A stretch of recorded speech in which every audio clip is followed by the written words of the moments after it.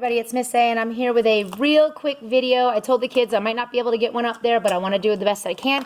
Subtracting mixed numbers with regrouping. So today we worked on subtracting, obviously. So let's say we have 4 1/3 minus 2 2/3. All right. We know that when we subtract, we always start with our smallest place value, which in this case would be our fractions. So I'm going to highlight our fractions. So in a sense, we are actually separating these problems to 4 minus 2 and 1/3 minus 2/3. Now, the thing with our 1/3 minus 2/3 is that we can't take 2/3 away from 1/3. That's like we have, and I'll draw it out so you can see it.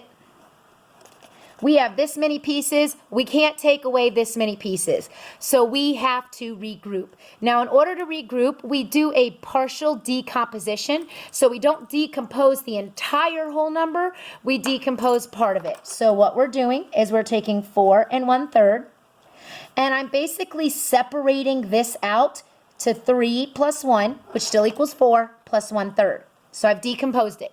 Now, what I'm doing with that is I'm going to decompose this whole number into a fraction. So my 3 will stay. My 1 will become 3/3, so it's still plus 3/3 plus 1/3. So that gives me a new mixed number in which I can use to subtract. 3 plus, so I know my whole number is 3, and then I add my fractions together, 4/3. Now I know that this is a bad form of a mixed number, but when we're subtracting and we need to regroup, we have to do that.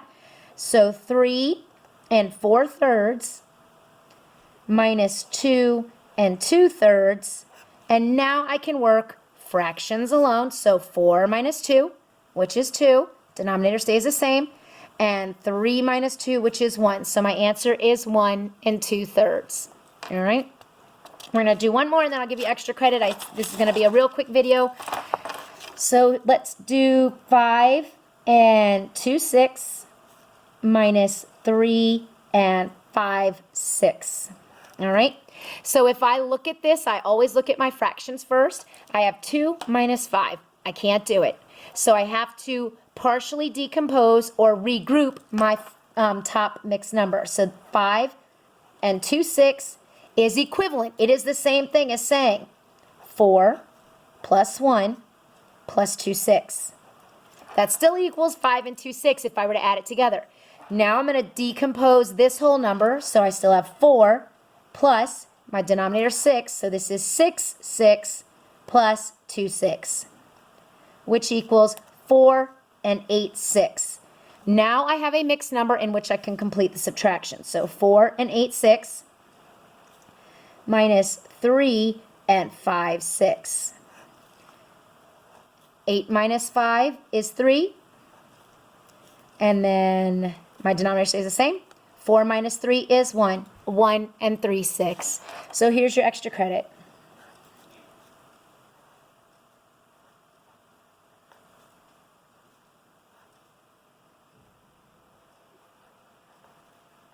Two 1/7 minus 1 6/7. Go ahead and work it out like this. This is basically step 1. This is step 2. And then here you are with step 3. And you should be able to get your results. Thanks for watching, everybody.